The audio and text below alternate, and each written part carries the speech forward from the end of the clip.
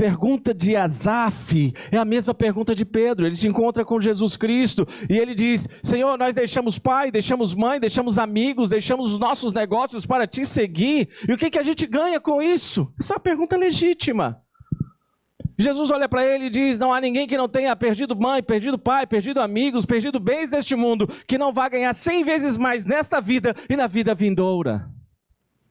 Talvez você esteja pensando, se seguir a Jesus significa, não tem a ver com os prazeres imediatos que essa vida pode me dar agora, aqui e agora, não tem a ver com ter o tempo todo respostas imediatas e ter tudo aquilo que eu gostaria de ter. Talvez você não esteja então fazendo uma boa defesa do cristianismo e me motivando muito a embarcar nessa jornada aí. Porque vamos ser sinceros, Jesus Cristo conversa com os seus discípulos e ele diz certa vez: olha, as aves dos céus têm os seus ninhos, as raposas têm os seus covis, o filho do homem não tem nem onde reclinar a cabeça. Jesus disse: se você quiser ganhar a sua vida, você vai perdê-la, mas se você perder a sua vida por amor de mim, você vai achá-la. Numa outra conversa, Jesus Cristo pega um grão de mostarda e ele diz que seguir a Jesus é como um grão de mostarda, porque ele diz: se você pegar essa semente e se você guardar ela, fica ela só, mas se você jogar na terra, ela vai desaparecer, ela vai morrer, mas então ela vai germinar e ela vai crescer e ela vai dar muito fruto. Da mesma forma, se você quiser ganhar a sua vida, você vai perdê-la, mas se você perder a sua vida por amor a mim, você vai ganhá-la. A busca pelo prazer imediato vai contrário a toda a experiência humana e é um ato de ceticismo.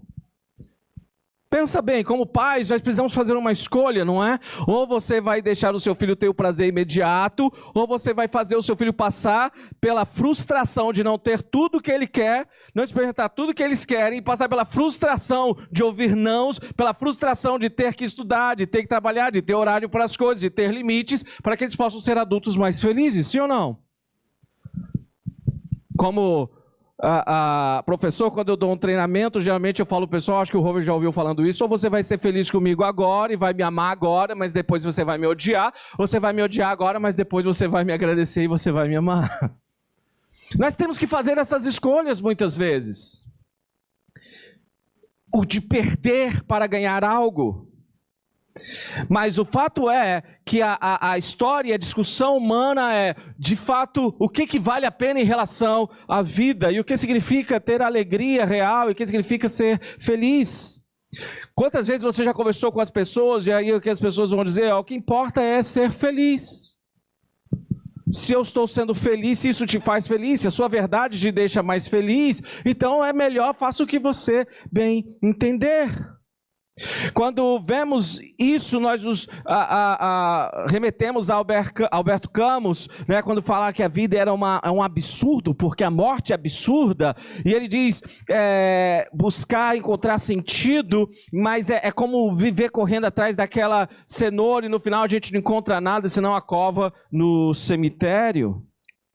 Nós vivemos correndo, e o fato é que você chega no final, e talvez você tinha vários projetos e vários sonhos para o ano de 2023, e a única coisa que você percebeu no ano de 2023, no final, talvez, foi que você está ficando mais velho, que você tem menos motivação para as coisas, e que continuam difíceis. E a pergunta é: você é mais feliz do que você era há um ano atrás? No mundo pós-moderno que nós vivemos, olhamos para essa ideia do sentido da vida como algo escravizador. A vida não tem sentido, não há nada lá fora. Portanto, nós temos que nos livrar dessa ideia, de qualquer ideia que pareça absoluta. E se não há absolutos, o que resta para mim e para você? De acordo com o apóstolo Paulo, em 1 Coríntios 15, se Cristo não ressuscitou, se não há absolutos, comamos, bebamos, amanhã morreremos. Não há nada depois. No final as luzes se apagam. A pergunta é: e agora José não teve nenhum encontro com Deus, não teve nenhuma teogonia, como ele diz, ou nenhuma epifania, não tivemos nenhuma revelação do divino, e tudo se acabou, e a vida simplesmente deixou de existir, e você simplesmente não é. Diante de tudo isso, Como é que nós encaramos esses questionamentos? Porque nós vivemos sobre essa competição na nossa própria existência. Talvez você esteja flertando ou já se declara um ateu. E você está procurando respostas. Ou talvez você diga, não, eu acredito em Deus, mas eu não tenho um compromisso com Cristo. Ou talvez você diga, não, eu acredito em Cristo também, mas eu vivo a minha vida do meu jeito e no final eu me resolvo com Ele quando eu me encontrar com Ele. Talvez para você olha essas realidades, mas porém são verdades distantes e não verdades pessoais, experimentais, da qual você possa conviver e da qual você possa se informar, da qual você possa dizer, isso é uma realidade, é uma experiência minha, mas é apenas algo que nós aceitamos culturalmente. C.S. Lewis disse que você não pode olhar para Jesus meramente como um mestre, ou como um grande profeta, ou como um grande líder religioso, porque se ele não é Deus, ele é um megalomaníaco, ou ele é um louco, e essas pessoas não são confiáveis. Você não confiaria sua vida para seguir os conselhos de um louco? Mas se ele é Deus, ele não pode ser apenas algo que é passageiro na sua história de vez em quando. Ele requer tudo de você.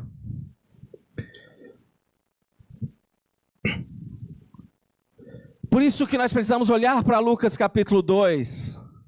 Precisamos olhar para esse texto, porque no meio daquela noite há um grito, há um clamor, há uma proclamação que é feita em Belém, que explode nos ouvidos dos pastores e que chega aos nossos ouvidos depois de 2000 anos.